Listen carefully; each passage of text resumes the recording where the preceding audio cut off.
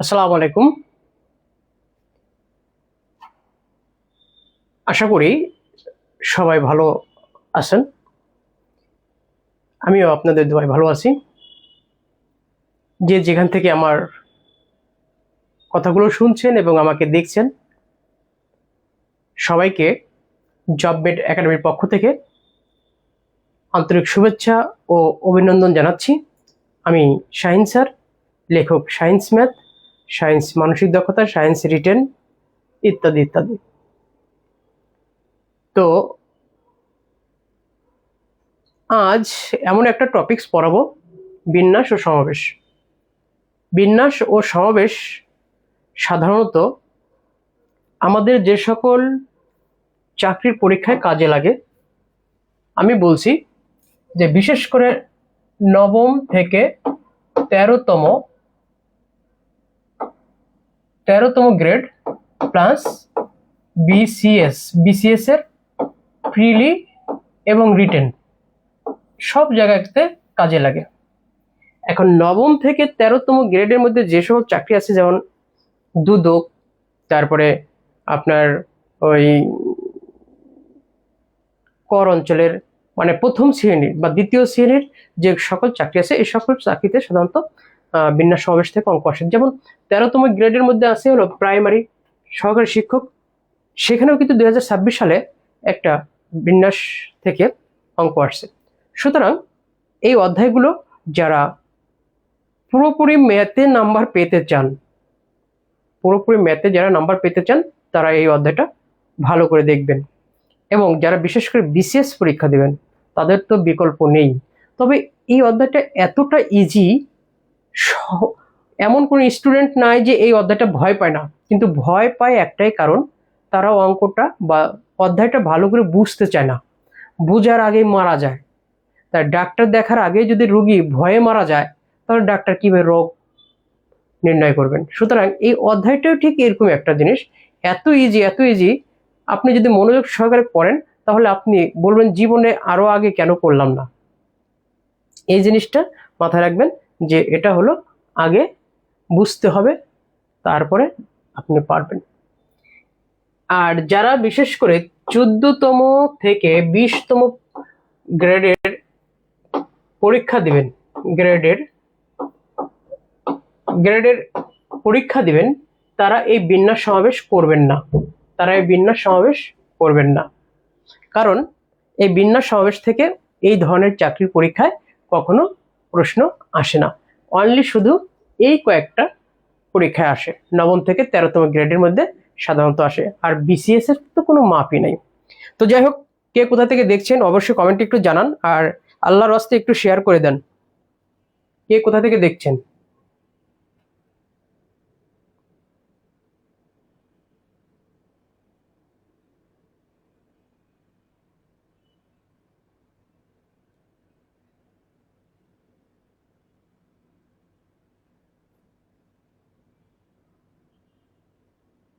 আমার কথাগুলো কি শুনতে পাচ্ছেন কিনা?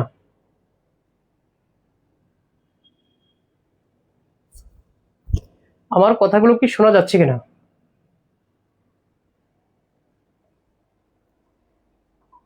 একটু কাইন্ডলি জানান, তাহলে বুঝতে পারবো না। আমার কথাগুলো কি শুনতে পাচ্ছেন?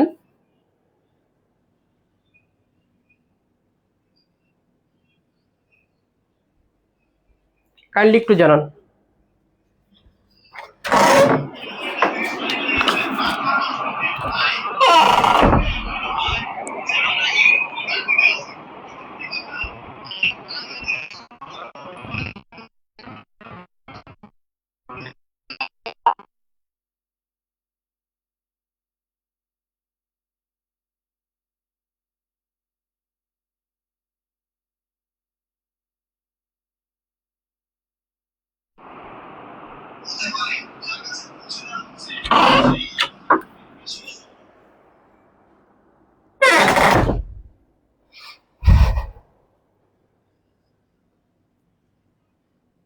অপূর্ব ঘোষ, জি স্যার, ওকে, থ্যাংক ইউ। তাহলে কথাগুলো যদি শোনা যাচ্ছে তাহলে আমরা শুরু করতে পারি।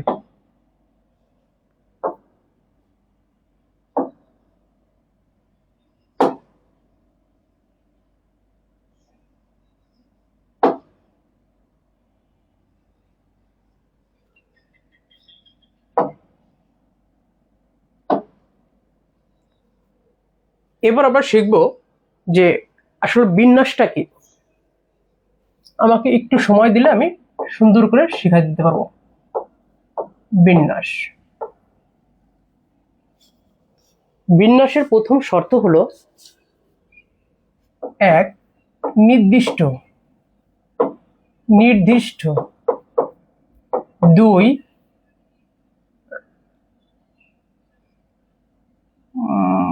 নির্দিষ্ট থাকতে হবে।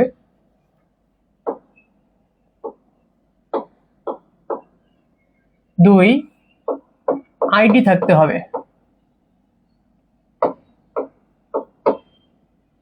তিন, সাজানো কথাটি থাকতে হবে। সাজানো কথাটি থাকতে হবে, থাকতে হবে। এখন বিষয়টা কেমন দাঁড়ালো যে যেমন মনে করেন যে এই যে এসআই পদে 100 লোক নিয়োগ দেওয়া হবে। এসআই পদে, এই 100 লোক এসআই পদে যখন নিয়োগ দেওয়া হয় তখন কিন্তু আমরা যখন দেখি যে মাঠে স্টুডেন্টরা ওখানে অ্যাপ্লিক্যান্টরা পরীক্ষা দেয়, তখন এখানে কিন্তু কারো নির্দিষ্ট কোনো আইডি হয় না। এখানে সবাই অ্যাপ্লিকেন্ট বা সবাই ছাত্র এই হিসাবে ওখানে কিন্তু পরিচয়। এই জায়গায় কিন্তু আমরা ওদেরকে আইডেন্টি দিতে পারি না। যখন ওরা চাকরি পেয়ে যায় তখন ওদের নির্দিষ্ট আইডি হয়ে যায়, তখন হলো ওরা নির্দিষ্ট। আর আগে ওরা অনির্দিষ্ট। যেমন 10 জন মানুষের মধ্য থেকে বা 10 জন খেলোয়াড়ের মধ্যে থেকে আমি 5 জন খেলোয়াড় নেব। এই যে প্রথম কথা যে আমি বললাম 10 জন খেলোয়াড়, এই 10 জন খেলোয়াড় কিন্তু কেউ নির্দিষ্ট না, সবাই একই রকম খেলোয়াড়। যদি আমি বলতাম যে রহিম, করিম, জব্বার এদের মধ্য থেকে 2 জনকে নেব, তাহলে রহিম, করিম, জব্বার 3 জন, এদের মধ্য থেকে নিব 2 জন। তাহলে দেখেন এখানে রহিমের নাম নির্দিষ্ট রহিম আছে, করিমের নাম নির্দিষ্ট করিম আছে এবং জব্বারের নাম নির্দিষ্ট জব্বার আছে। এই যে নির্দিষ্ট নাম বা আইডি বলা, এটাই হলো নির্দিষ্ট। এদেরকে কিভাবে সাজানো যায়, প্রশ্নের মধ্যে যে সাজানো কথাটি থাকে এটাই হলো বিন্যাস। আর যেখানে সাজানো কথাটি থাকে না, বাছাই করা কথাটি থাকে, সেখানে হয় সমাবেশ। কিন্তু সমাবেশে আরেকটা জিনিস মাথায় রাখবেন যে যখন কোনো অনুষ্ঠানের সমাবেশ করে, ধরেন অনেক বড় একটা জায়গা নিয়ে সমাবেশ করলো, এই সমাবেশে কিন্তু কে কোথায় বসবে, কে কোথায় থাকবে কারোর জায়গা কিন্তু নির্দিষ্ট থাকে না। এই জন্য এটাকে সমাবেশ বলা হয়। সমাবেশ মানে হলো সবারই সমান অধিকার। মাঠে যেমন হাজার হাজার লক্ষ লক্ষ মানুষের ঢল নেমে যায় সমাবেশে, ঠিক যে তাদের কোনো নির্দিষ্ট জায়গা থাকে না, এটাই হলো সমাবেশ। আর এটাই হলো অনির্দিষ্ট, কারণ নির্দিষ্ট কোনো জায়গা না থাকায় এটাকে সমাবেশ বলা হয়েছে। এই জায়গা থেকে সমাবেশ কথাটি আসছে। আর বিন্যাস হলো সুবিন্যাস, সুবিন্যস্ত মানে সুন্দর করে সাজানো, যাদের ভিতর উচ্ছৃঙ্খল থাকবে না, শৃঙ্খলবদ্ধ থাকবে, এটাই হলো বিন্যাস, সুন্দর। তো যাই হোক, এই কথা 3টি মাথায় রাখবেন। এখন আমরা শুধু ছোট্ট একটা কথা শুনবো, শুধু সংজ্ঞাটা শুনবো যে ভিন্ন ভিন্ন ভিন্ন ভিন্ন কতগুলো কতগুলো কতগুলো জিনিসের মধ্য থেকে জিনিসের মধ্য থেকে মধ্য থেকে মধ্য থেকে কিছু সংখ্যক কিছু সংখ্যক কিছু সংখ্যক জিনিস নিয়ে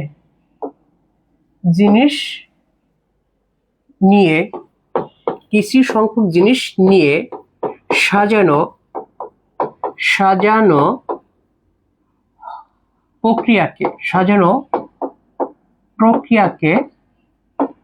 প্রক্রিয়াকে বিন্যাস বলা হয়।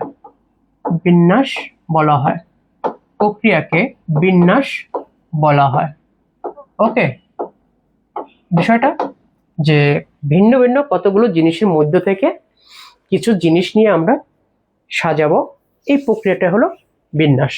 তো সাজানোর প্রক্রিয়াটা, এই যে সাজানো কথাটা আছে, এই সাজানো কথাটা থাকার কারণে কিন্তু আমরা সহজে আমরা মনে করে নেব এটা বিন্যাস।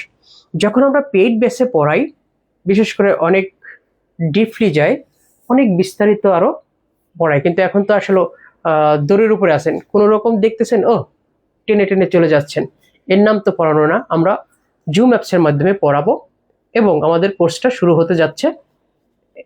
তো জবমেট একাডেমিতে নোটিশ দেওয়া হবে, ইনশাল্লাহ সবাই যুক্ত হবেন। সামনে যে সমাজসেবা, তারপর বিদ্যুৎ, আপনার কথা শোনা যাচ্ছে, ওকে, সমাজসেবা, বিদ্যুৎ, তারপর বিভিন্ন যে চাকরিরগুলো পরীক্ষা আছে সবগুলো পরীক্ষাতেই ইনশাল্লাহ আমরা প্রিপারেশনের জন্য একটা বিজ্ঞাপন দিচ্ছি, অবশ্যই ভর্তি হয়ে যাবেন। তো এই জায়গা থেকে যে জিনিসটা আমরা শিখলাম যে সাজানো কথাটি থাকলে প্রক্রিয়াকে সাধারণত বিন্যাস বলা হয়। তো এখন এই যে মোট বা ভিন্ন ভিন্ন কতগুলো জিনিস, এই জিনিসটাকে আমরা বলি মোট। মোট জিনিস, মোট জিনিস, এই মোট জিনিসকে সাধারণত আমরা এন দ্বারা প্রকাশ করে থাকি। মোট জিনিস এন দ্বারা প্রকাশ করে থাকি, বা এটাকে সাধারণত বলা হয় মোট উপাদান। মোট কি? উপাদান। মোট জিনিস বা মোট উপাদান। আর এই যে প্রতিবার এর মধ্য থেকে যে আমরা নিব সেটাকে বলা হয় অবস্থানও বলি, কখনো ঘরও বলি, কখনো মানে কিছু সংখ্যক, কিছু সংখ্যক, একে আমরা সাধারণত আর বলে থাকি, এটাকে সাধারণত অবস্থান বলে থাকি, অথবা ঘর বলে থাকি, অথবা যা নেব, যা নেব, এই ধরনের কথা আর কি আমরা বলে থাকি। তাহলে এখানে কি দাঁড়ালো বিষয়টা? বিষয়টা দাঁড়ালো হলো মোট জিনিস বা মোট উপাদান, আর যেটাকে নিয়ে সেটাকে সাধারণত আমরা বলি মোট কিছু সংখ্যক নিয়ে থাকি।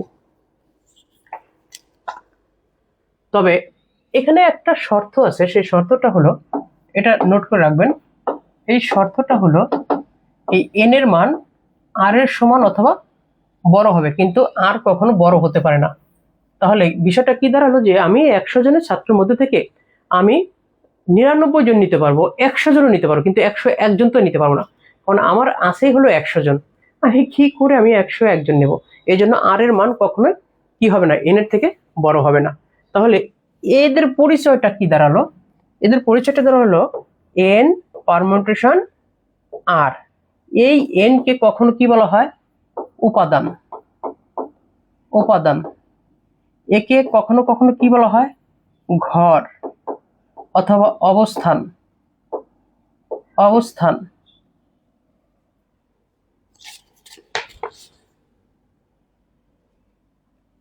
অথবা এটা হলো শর্ত, প্রশ্ন, এটা হলো উত্তর, আবার এটাকে বলা হয় শর্ত, না এটাকে আবার কখনো উইকেটও বলা হয়। আর এখানে হলো যেগুলো পড়ে যায় আর কি। তো যাই হোক, আমরা এত কিছু না জেনে শুধু এইটুকু একটু জেনে রাখি যে এখানে এই কথাগুলোর দ্বারা আমরা সীমাবদ্ধ।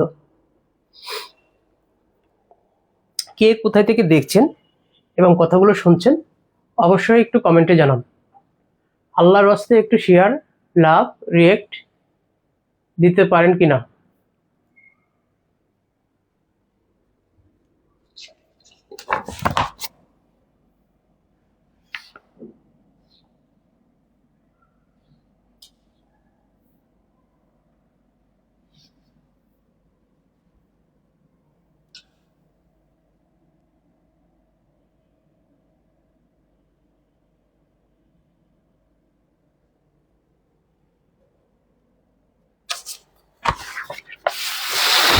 তাহলে আমরা যে শিখলাম এন পি আর সমান সমান N factorial by N minus R factorial, এটা হলো সূত্র, এটা হলো সূত্র। তো সাধারণত আমরা যদি এই 9p/2 লিখি তাহলে এটাকে আমরা লিখতে পারি 9 ফ্যাক্টোরিয়াল, মানে 9 ইন্টু 8 আর নিচে আছে কত 2,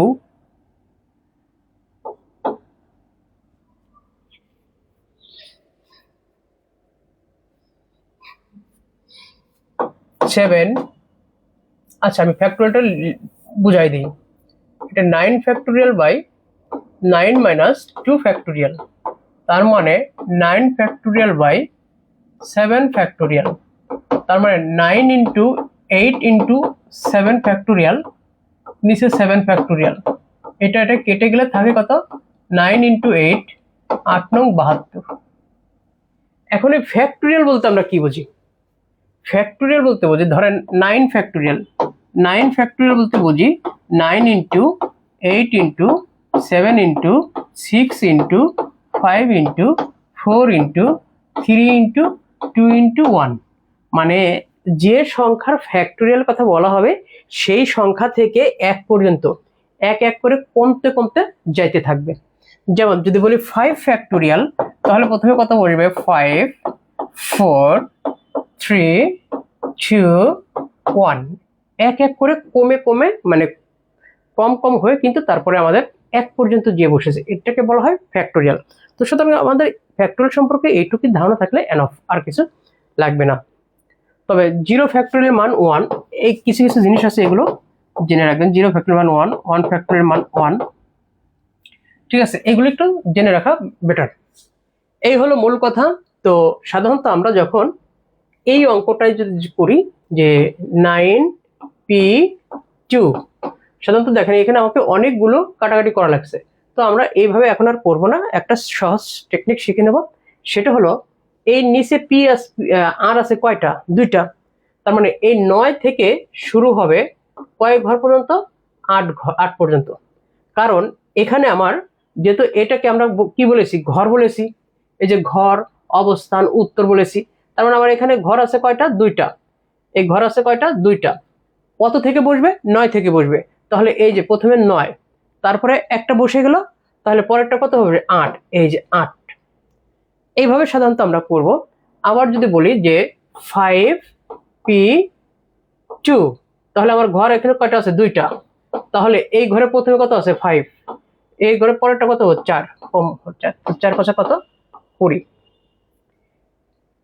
আবার যদি মনে করেন যে এখানে আমার আছে হলো 6p3, তার মানে এখানে 3, তার মানে আমার ঘর কয়টা? 3টা। ঘর 3টা। তাহলে কোথা থেকে শুরু হবে? 6 থেকে। 6, 1 কমে কত হবে? 5, কত হবে? 4, 4 পাঁচা 20, 6 20 120। এভাবে সাধারণত আমরা বিন্যাসের অঙ্কগুলো করব। আশা করি এই সামান্য সূত্রটা বুঝতে পারছেন। হ্যাঁ, মুন্নি খাতুন লিখেছেন, আসসালামু আলাইকুম স্যার। ওয়ালাইকুম আসসালাম। মুন্নি কেমন আছেন? কোথা থেকে মুন্নি আপনি বলছেন একটু উল্লেখ করুন। পরীক্ষার্থী তাদের জন্য 9 থেকে 13তম গ্রেডে। পরের কথাতে চলে যাই, দেখি কি আছে। কিছু কিছু টিপস আমরা জেনে নেই যে উপাদান সংখ্যা সাধারণত এরকম থাকতে পারে। ধরেন 3p3, 3p2, 2, উপরে কখনো 2 হয় না কিন্তু কম হয়, সেই ক্ষেত্রে আমরা ঘুরাই নিই। যেমন এখানে উপাদান আর ঘর সংখ্যা কি হতে পারে? সমান হতে পারে। সমান। এখানে কি হতে পারে? কম হতে পারে অথবা বেশি হতে পারে। তো এই কথাগুলো আমরা সাধারণত বিস্তারিত পরবর্তী ক্লাসেগুলো বুঝে নেব। এখন শুধু একটু জেনে নিলাম এটাই। তো এখান থেকে যে ধরনের অঙ্ক আসে সেটা ধরেন এই ধরনের অঙ্ক আসলো। ওই যে একটা তো শিখালাম যে এখানে কত হবে,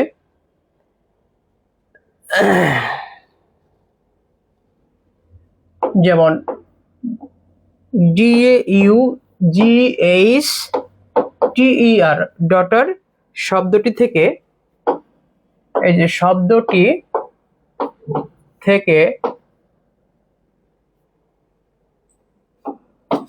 সবগুলো সবগুলো বর্ণ নিয়ে কত প্রকারে সাজানো যায় কত প্রকারে সাজানো যায়। ওকে, এখন কিন্তু এখানে দেখেন, এখানে এন আর আর এর মান কিন্তু সমান, এন পি আর, এখানে কিন্তু এন সমান সমান আর, এন ও আর এর মানটা কিন্তু সমান। ক্লিয়ার বিষয়টা? তো এখানে বলা হয় যে আমি যে কটা উপাদান আছে সবগুলো উপাদান নেব ঘুরাই ফিরাই, তাহলে কতভাবে নেওয়া যেতে পারে।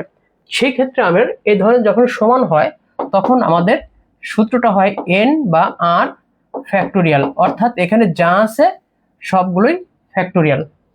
অর্থাৎ এখানে দেখেন 1 2 3 4 5 6 7 8 8 ফ্যাক্টোরিয়াল। এখন কথা হলো যে একই ডিজিট একাধিক বার থাকলে তাদের সংখ্যাটা ফ্যাক্টোরিয়াল দিয়ে নিচে বসাতে হয়।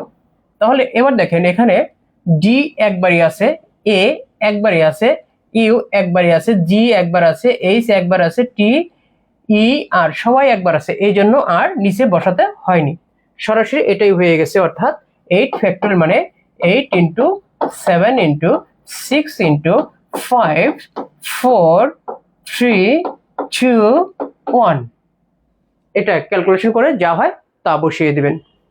এটা হলো সবগুলো যখন আমরা করি সবগুলোকে নিয়ে। তো এই জায়গা থেকে যদি একটু উল্টা প্রশ্ন হতো যে এই শব্দ থেকে প্রতিবার 3টি করে বর্ণ নিয়ে, যদি এরকম থাকতো প্রতিবার 3টি করে বর্ণ নিয়ে কতভাবে সাজানো যায়, কতভাবে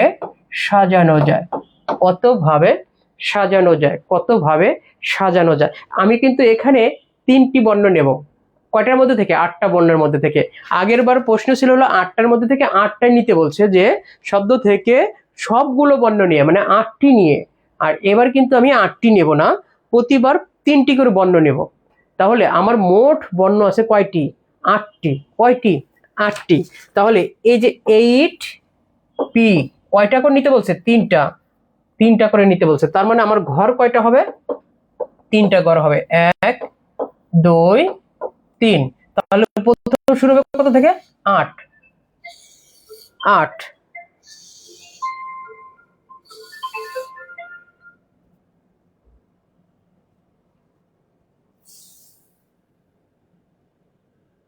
তাহলে প্রথম শুরু হবে 8 থেকে। তাহলে এখানে প্রথমে 8 বসবে, 8-এর পরে একটা বাদ গেলে থাকে কত? 7। তারপরে 1 বাদ গেলে কত থাকে? 6। তার মানে এখানে গুণ করে আপনি বসিয়ে দিবেন। এই হলো এই প্রশ্নের উত্তর। তো মূল যেটা আমি বলতে চাচ্ছি যে যেভাবে প্রশ্ন করুক না কেন, কিন্তু আপনি একটু সহজভাবে যদি পড়তে পারেন তাহলে কিন্তু খুবই সহজে পারবেন, কঠিন কিছু না ইনশাল্লাহ। তো সুপ্রিয় শিক্ষার্থী বন্ধুরা, যে কোনো জিনিস যদি ডিপলি নিজের মতো করে, নিজের কাজ মনে করে যদি পড়াশোনা করা যায়, তাহলে সে কখনো বিফলে যাবে না, বা তার কষ্ট কখনো বিফলে যাবে না। সে ইনশাল্লাহ ভালো কিছু করতে পারবে। আমার দৃঢ় বিশ্বাস সে ভালো কিছু পারবে ইনশাল্লাহ। মুন্নি লেখছে, আমি সিরাজগঞ্জ থেকে বলছি। Very good. বাকিরা কোথা থেকে দেখছেন এবং শুনছেন অবশ্যই আমার কথাগুলো একটু অবশ্যই বলেন। তো এটা করবেন, আমি কিছু হোমওয়ার্ক দিয়ে দিচ্ছি। হোমওয়ার্কের মধ্যে যেমন EDUCATION, এখানে সবগুলো নিয়ে এটা একটা করবেন। তারপরে SCIENCE সায়েন্স, এখানে দেখেন সায়েন্স যদি সবগুলো নিয়ে করেন, সবগুলো, তাহলে কি পাবেন? এখানে আছে কয়টা? 7টা। এই যে 7 ফ্যাক্টোরিয়াল সবগুলো নিয়ে। তাহলে এখানে সি আছে কয়বার, 1 2, এই জন্য 2 ফ্যাক্টোরিয়াল, ইনটু ই আছে কয়বার, 2বার, এই জন্য এই যে 2 ফ্যাক্টোরিয়াল।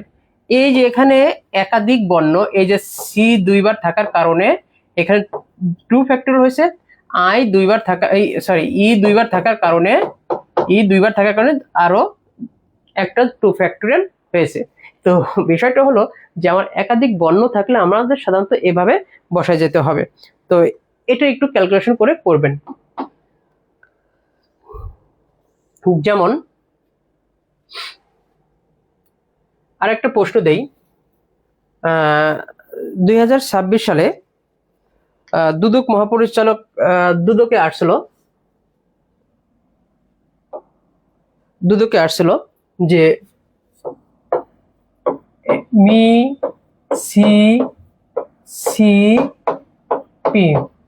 মিসিসিপি একটি নদীর নাম। সেই নদীর নাম থেকে এখানে দিয়েছে মিসিসিপি শব্দটি থেকে প্রতিবার না, সবগুলো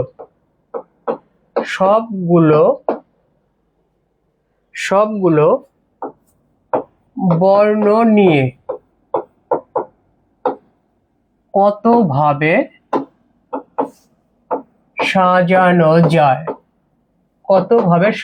যায়, এটা দুদকে আসছিল। এবার দুদক সহকারী পরিচালক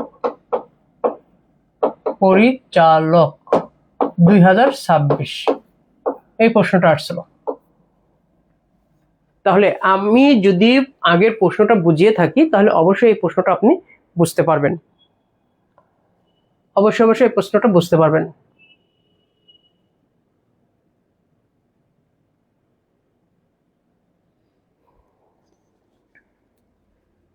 তাহলে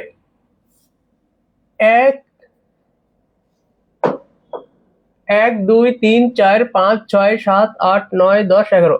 তাহলে এবার দেখেন মোট আমার আছে হলো 11টা, এই জন্য 11 ফ্যাক্টোরিয়াল। এবার একাধিকবার কি কি আছে দেখেন, আই আছে 1টা 2টা 3টা 4টা, এই জন্য 4 ফ্যাক্টোরিয়াল। এস আছে কয়টা, 1টা 2টা 3টা 4টা, এই জন্য 4 ফ্যাক্টোরিয়াল। আর পি আছে কয়টা, 2টা, এই জন্য 2 ফ্যাক্টোরিয়াল। এই হলো এই প্রশ্নটা এইভাবে। তো এবার দেখেন আমি 11 ফ্যাক্টোরিয়ালকে যদি ভাঙি, 11 into 10 into 9 into 8 into 7 into 6 into 5 into 4, 4 এর পরে আবার 3 2 1। আমি ওই পর্যন্ত যাব না, এই 4 ফ্যাক্টোরিয়াল পর্যন্ত রাখবো, কারণ এখানে একটা 4 ফ্যাক্টোরিয়াল আমার কেটে দেওয়া যাবে, এই জন্য এই 4 ফ্যাক্টোরিয়াল কেটে দিলাম। আর এই যে এখানটা 4 ফ্যাক্টোরিয়াল, 4 ইন্টু 3 ইন্টু 2 রেখে দিলাম। আর এই 2 ফ্যাক্টোরিয়াল মানে 2 ইন্টু 1, 2 বসালেই হয়ে যায়। এবার 4 দুগুণে 8, এই 8 কেটে দিলাম। 3 দুগুণে 6, 6 কেটে দিলাম। তাহলে এবার দেখেন এই সংখ্যাগুলো গুণ করলে আমি পাবো 34,650। 34,650।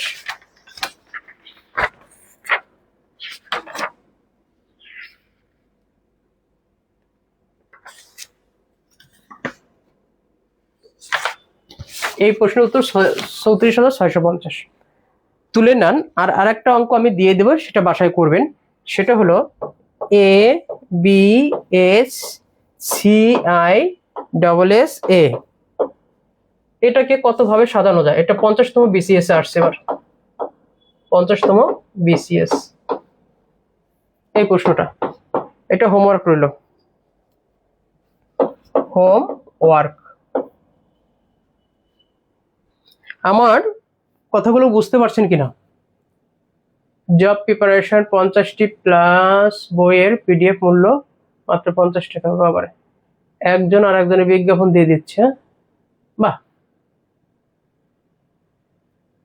মানে ভালো। একজনের বাড়ি পোড়ার আগুন দিয়ে আর একজন আলু পোড়া খায়।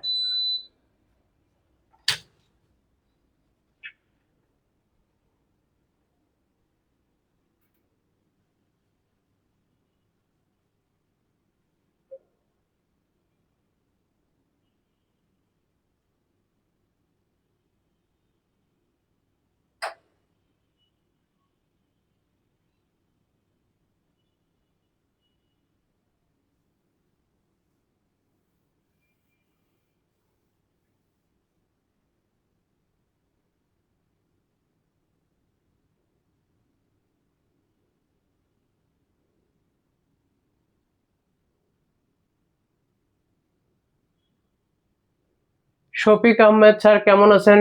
ভালো আছি রে শফিক, তুমি কেমন আছো? সাইফুজ্জামান গাজীপুর থেকে।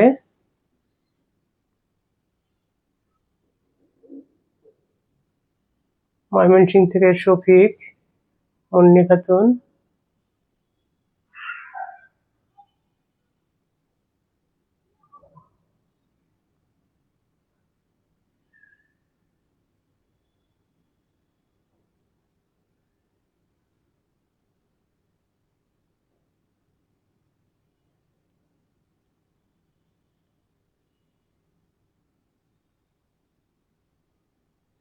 ওকে, তোলা শেষ। তাহলে এবার আমরা পরের ধাপে চলে যেতে চাই।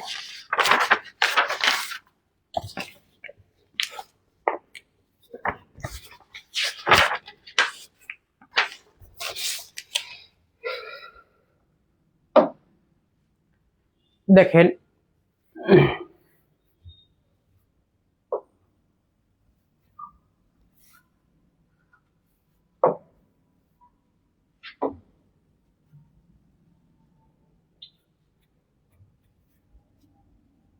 একটা হলো একত্রে রেখে আর একত্রে না রেখে, অথবা পাশাপাশি না রেখে, পাশাপাশি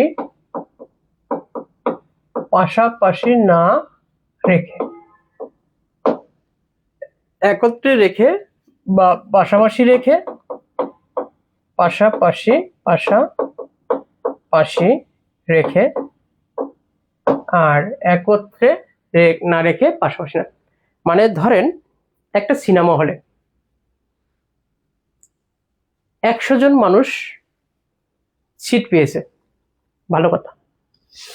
এখন এই প্রশ্নটা হলো যে প্রতিটি কাপল, সবাই তো আর কাপল না, সবাই তো আর সাথে করে একটা করে নিয়ে যেতে পারে না।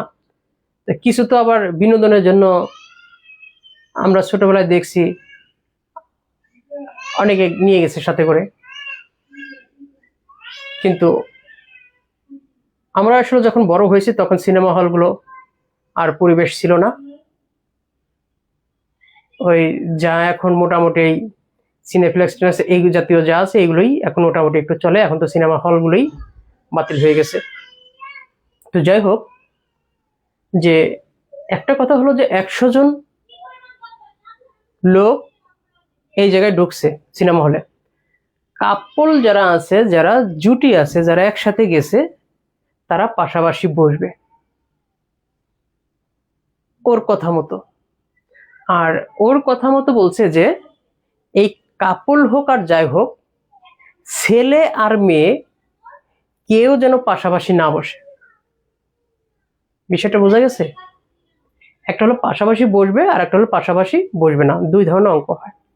তো এখন এখানকার একটা ব্যতিক্রম সমাধানটা হলো এরকম যে ধরেন আমি সারা দিন সকালে একবার খাই, বিকাল দুপুরে একবার খাই, রাতে একবার খাই, 3 বেলা 3টা খাবার আমি খাই। এখন আমি আপনাকে বললাম যে ভাই আমি মোট সারাদিন 3 বার খাই। এখন আমি বললাম সকালে একবার খাই, দুপুরে একবার খাই, রাতে একবার খাই। এখন আমি যদি প্রশ্ন করি, বলেন তো ভাই আমি সকালে কতবার খাই না, আপনি অবশ্যই বলবেন যে স্যার আপনি তো সকালে খান, আবার খান না কেমনে?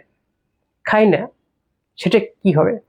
সেটা হবে হলো মোট আমি 3 বার খাই, তাহলে সকালে খাই একবার, তাহলে সকালে খাই না কতবার? 2 বার। মোট 3 বার থেকে একবার খাওয়াটা বাদ দিলে না খাওয়াটা পাওয়া যায়। আমি অন্য বেলায় খাই, কিন্তু সকালে তো আর 3 বার খাই না, সকালে খাই কতবার? একবার। তাহলে সকালে খাই না কতবার? 2 বার। ঠিক একই রকম সারাদিন খাই আমি 3 বার, দুপুরে খাই একবার, দুপুরে খাই না কতবার? 2 বার। আবার রাতে খাই একবার, কিন্তু রাতে খাই না আমি 2 বার। এটাই হলো মূল হিসাব। তাহলে এই যে যে আমি সকালে 2 বার খাই না, এটা কোথায় থেকে পেলাম? মোট আমি কয়বার খাই? 3 বার। আর সকালে খাই কতবার? একবার। তাহলে এই 3 থেকে 1 বাদ দিয়ে তো আমি 2 পাই। এই জন্য এখানে মোট থেকে এই যে পাশাপাশি রেখেটা বাদ দিয়ে দিলেই পাশাপাশি না রেখে এটা পাওয়া যাবে। ক্লিয়ার বিষয়টা? তাহলে অঙ্কটা যদি আমরা একবার একটু করি তাহলে সহজে বোঝা যাবে। আমার কথাগুলো আপনারা শুনতে পাচ্ছেন কিনা ঠিক মতো এবং বুঝতে পারতেছেন কিনা? ওই শীতে কি বলছে?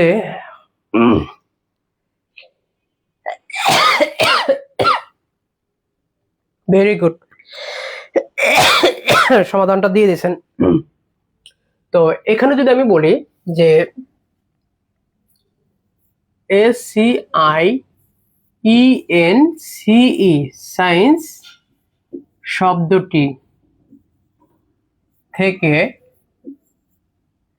স্বরবর্ণগুলো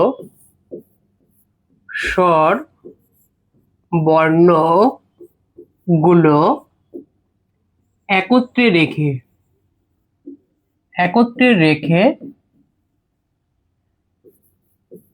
কত ভাবে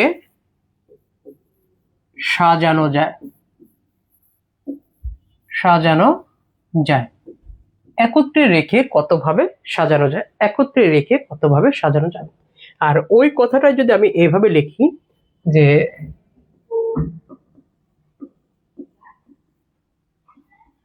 সায়েন্স শব্দটি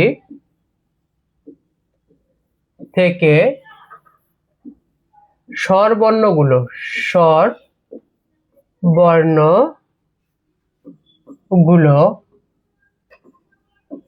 পাশাপাশি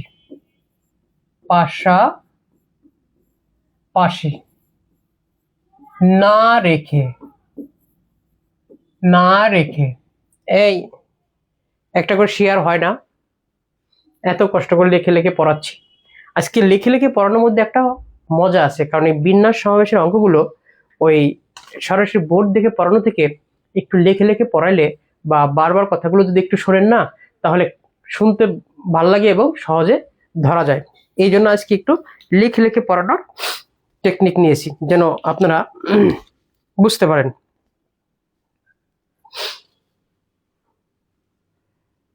শেয়ার দিয়ে ডান লিখুন। ওকে, শেয়ার দিয়ে ডান লিখুন। পাশাপাশি না রেখে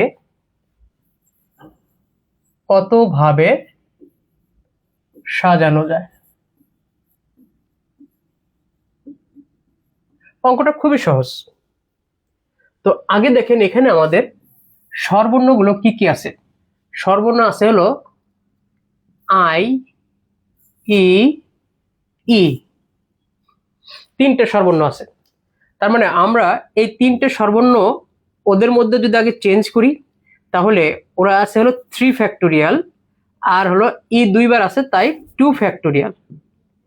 এই যে ইনটু, কখন যোগ দিবেন কখন গুণ দিবেন সেটা প্রকাশ পায় হলো যে আমার ফলাফলটা সম্পূর্ণ না হলে গুণ হয় আর সম্পূর্ণ হয়ে গেলে যোগ হয়। যদি আমার ফলাফলটা এটা দিয়ে হয়ে গেছে, তাহলে আমার পরেরটার সাথে যোগ করতাম, যেহেতু এটার সাথে হয় নাই পরেরটার জন্য গুণ হবে।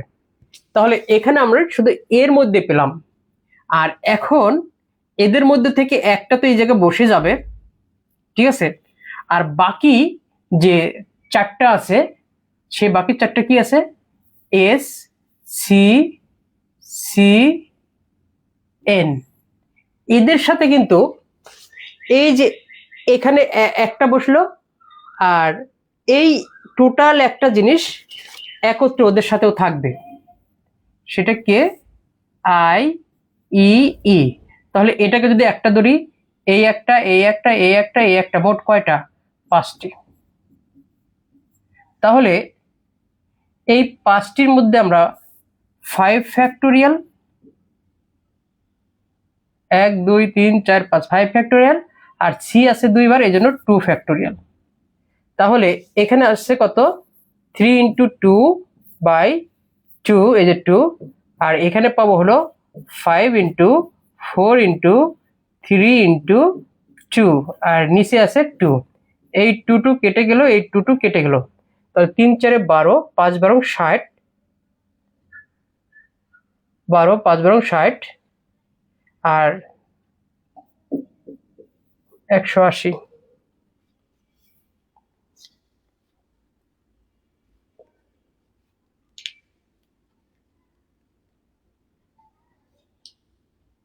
এই মোট 180 বার আমরা একত্রে রেখে সাজাতে পারবো। আর এটা হলো কি, যে একত্রে না রেখে, সেটা হলো ধরেন সেটের ভাষায় বলে এ পূরক সেট বা কমপ্লিমেন্টারি ইউনিয়ন সেট মাইনাস এ সেট। এটাকে সাধারণত আমরা বলি যে এটা না রেখেটা আমরা পাবো হলো এই না রেখেটা, আর এখানে হলো পাবো মোট। তাহলে সায়েন্সকে আমরা মোট সাধারণত কত ভাবে সাজাতে পারি? এখানে 1 2 3 4 5 6, 1 2 3 4 5 6 7, 7 ফ্যাক্টোরিয়াল ডিভাইডেড বাই সি আছে 2 বার ইন্টু ই আছে 2 বার, 2 ফ্যাক্টর। তাহলে এটাকে ভাঙলে পাবো 1260। তাহলে এই টোটালটা পেলাম 1260, আর আমরা একত্রে রেখে পেলাম কত? 180 নাকি?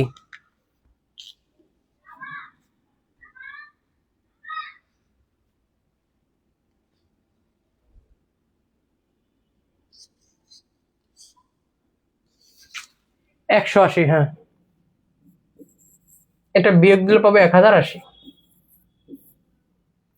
এই প্রশ্নের উত্তর 1080। এটা যদি ভালো করে বুঝতে পারেন আর কিছু লাগে না।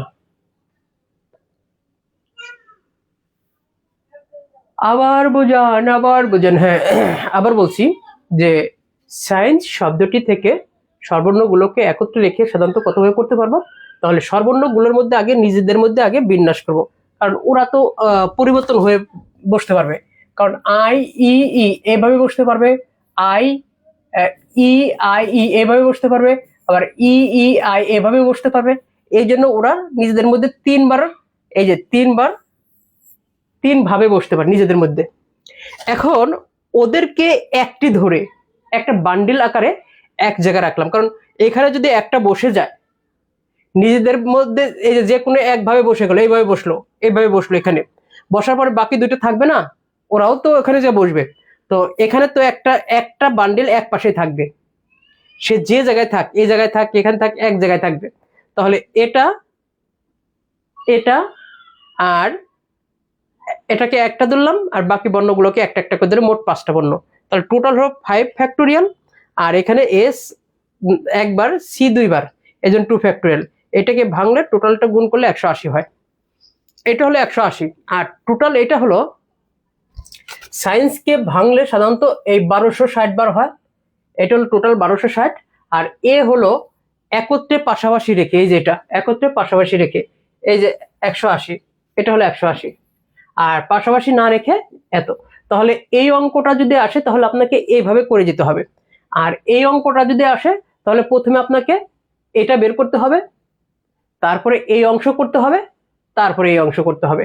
তাহলে এটা হলো প্রথম অংশ, এটা হলো প্রথম, এই অংশটা হলো দ্বিতীয়, এই অংশটা হলো তৃতীয়। এইভাবে করতে হবে। দেখেন কারো কোনো প্রশ্ন আছে কিনা।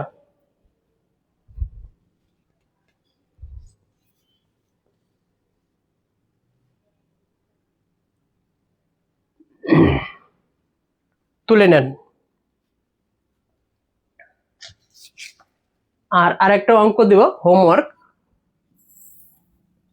সেটা হলো A double R A N G E arrange. Arrange শব্দটি তে আর দুটি কে পাশাপাশি না রেখে, পাশাপাশি না রেখে কতভাবে সাজানো যায়? এটা প্রাথমিক সহকারী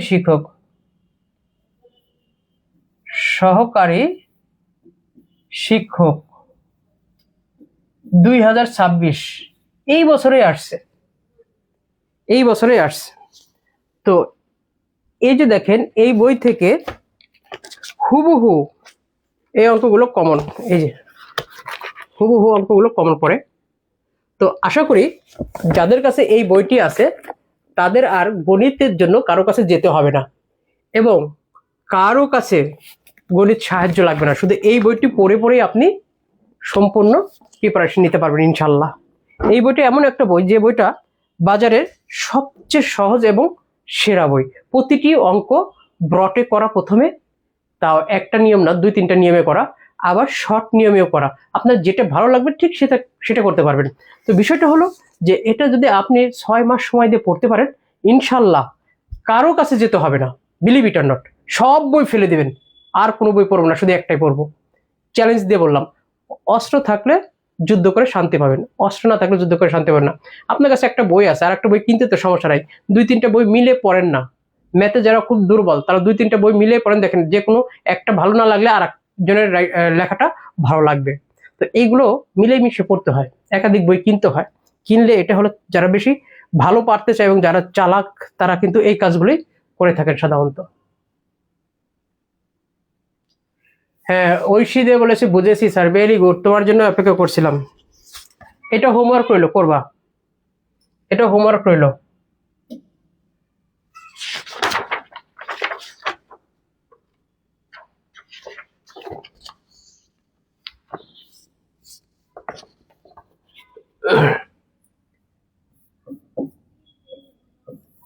EQUATION,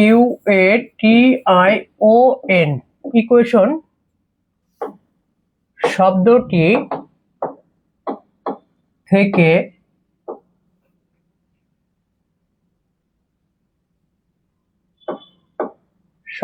থেকে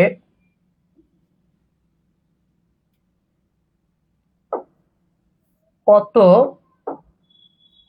ভাবে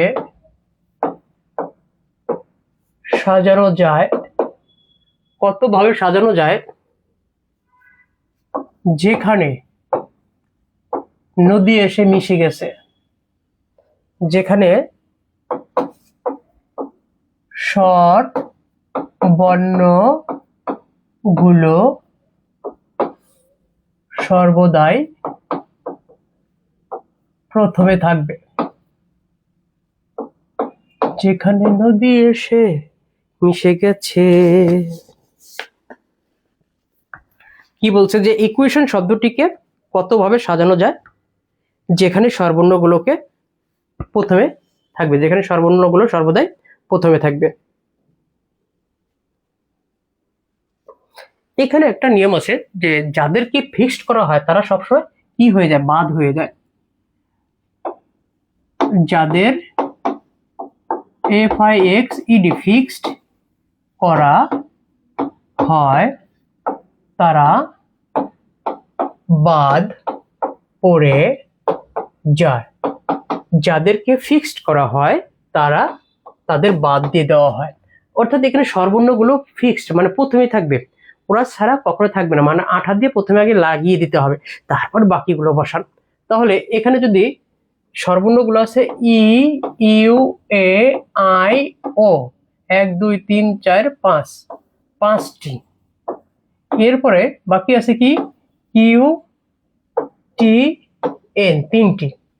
এই 3টি এখন ওরা এখানে নড়াচড়া করবে, ওরা আর সরবে না। এইভাবে ওদের নিজেদের মধ্যে ওরা যা ইচ্ছা তাই করুক, কিন্তু ওরা আর সরবে না, এই জন্য ওরা বাদ। এখন তাহলে এই স্বরবর্ণগুলো এখানে কিন্তু দেখেন, ও প্রথমে আসলেও হবে, ও প্রথমে আসলে হবে, ই শেষে গেলেও হবে, কিন্তু জিনিসটা ওরা একই বোঝাচ্ছে। ওরা কিন্তু আলাদা কিছু না, স্বরবর্ণ, সবাই স্বরবর্ণ, কিন্তু কেউ আলাদা নাম হিসেবে না, যে ই প্রথমে থাকবে, ও প্রথমে থাকবে, এরকম কোনো কথা বলা হয়নি। শুধু বলা হয় যে স্বরবর্ণগুলো থাকবে, কিন্তু স্বরবর্ণগুলো তো এখানে 5টা, যে কোনো একটা থাকলেই হবে, প্রকাশ হলেই হলো। ঠিক আছে, তাহলে বাকি আছে কয়টা, 3টা। তাহলে এই 3 ফ্যাক্টোরিয়াল, একই বর্ণ দুইবারের একের অধিক নাই, তাই নিচে আর বসলো না। তাহলে 3 × 2 × 1 মানে 6। আমি আবারও বলছি, এখানে বলা হয়েছে স্বরবর্ণগুলো, তাই স্বরবর্ণগুলো বললে, যেমন ওই যে বললাম এসআই নিয়োগ করার সময় ওখানে কিন্তু সবাই কি ক্যান্ডিডেট, এখানেও ঠিক, এখানে স্বরবর্ণ ক্যান্ডিডেট, এখানে কারণ নির্দিষ্ট আইডি এখানে খোলা হয়নি, এই জন্য ওরা একটা হলেই হবে, এই জন্য ওরা বাদ। ফিক্সড করলে তাদেরকে বাদ করে দেওয়া হয়, যেন ওরা বাদ। বাকি থাকে যারা, তাদের মধ্যে বিন্যাস করতে হয়, যারা বাকি থাকে তাদের মধ্যে বিন্যাস করতে হয়। ঐশী দে লিখেছে অ্যারেঞ্জ দে। বাকিরা কি করে? বাকিরা কি বুঝতেছে না? হুম,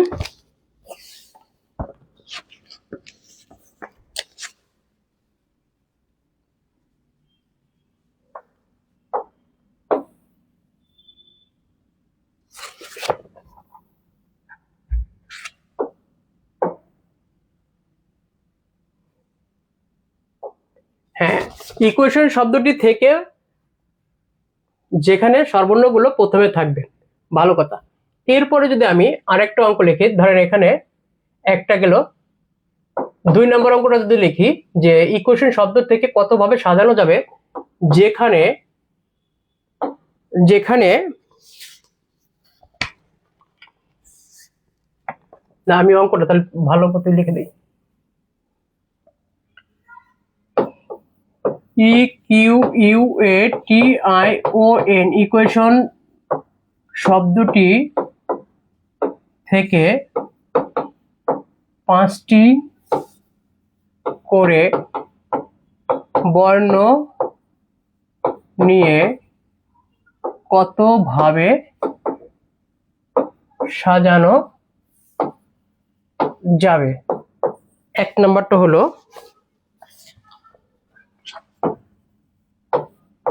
শুরুতে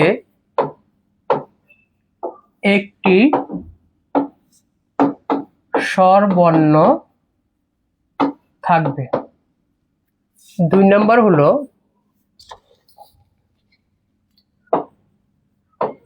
শুরুতে ও শেষে একটি করে স্বর বর্ণ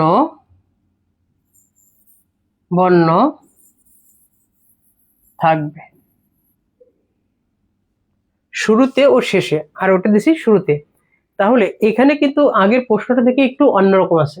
এখানে বলছে যেখানে স্বরবর্ণগুলো সর্বদা প্রথমে থাকবে, সবাই প্রথমে থাকবে, এজন্য স্বরবর্ণ সবগুলো বাদ হয়ে গেছে।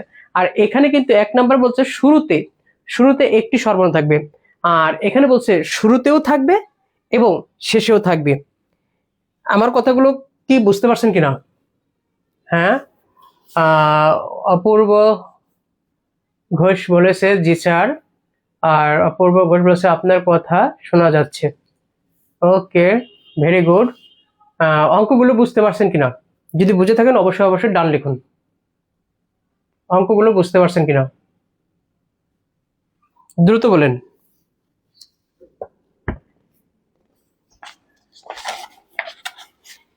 দেখেন ইকুয়েশনে কয়টা বর্ণ আছে? 1টা 2টা 3টা 4টা 5টা 6টা 7টা 8টা।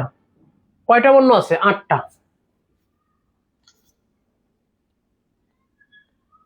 আচ্ছা, তাহলে আমাদের যে প্রথমে যে আমাদেরকে বসাতে বললো, এই জায়গা প্রথম বসাবো।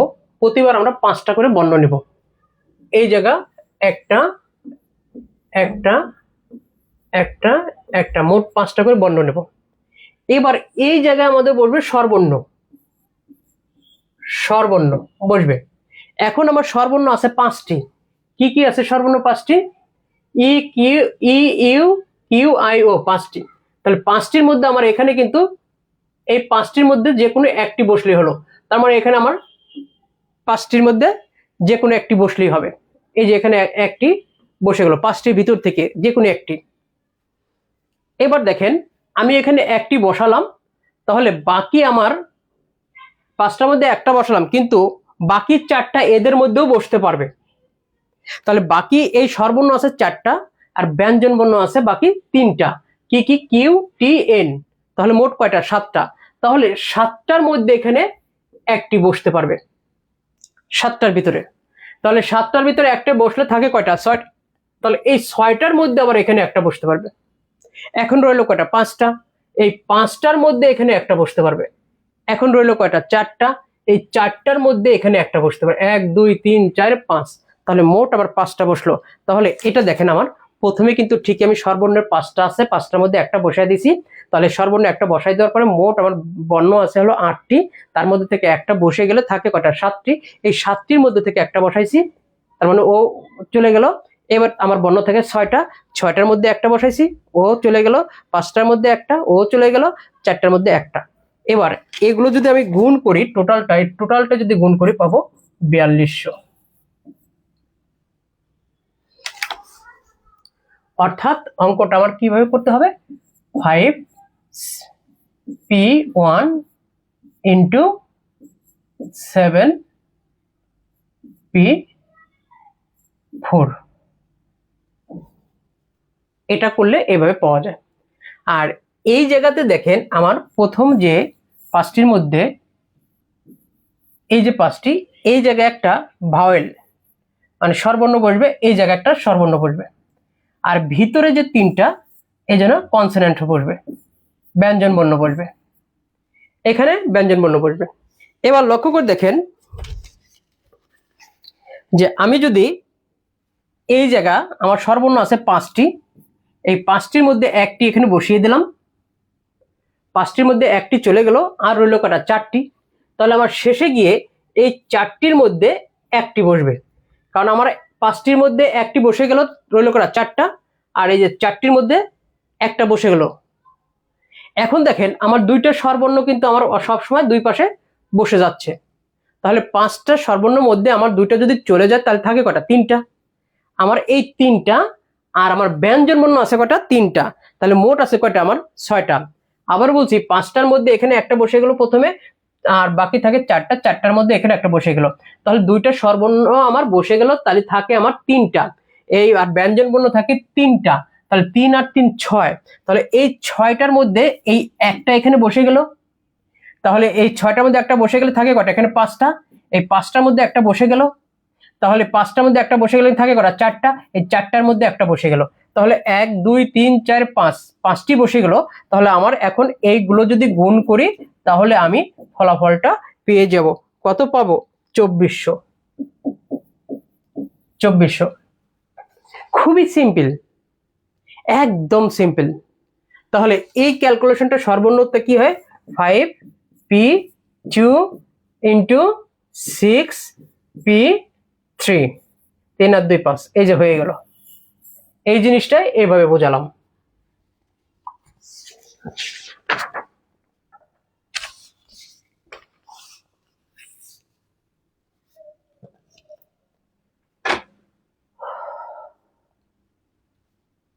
তো যাই হোক, বিন্যাস সমাবেশে সাধারণত আমরা 4টে ক্লাস দিয়ে থাকি, বিন্যাসে 2টি, সমাবেশে 2টি। তো এগুলো সাধারণত এভাবে ধারাবাহিকভাবে আস্তে আস্তে যত বোঝাবো তত আরো ভালো লাগবে। যেমন সামনে সংখ্যার অঙ্কগুলো আছে, মানে 3 ডিজিট 4 ডিজিট নিয়ে কতভাবে সংখ্যা তৈরি করা যায়, শূন্যকে সামনে রেখে, শূন্যকে বামে রেখে, আবার গোল টেবিলে বসে, তারপর যাতায়াতের ক্ষেত্রে, সমাবেশের ক্ষেত্রে অনেকগুলো নিয়ম আছে, যেটা আস্তে আস্তে আমরা ধারাবাহিকভাবে শিখে থাকি।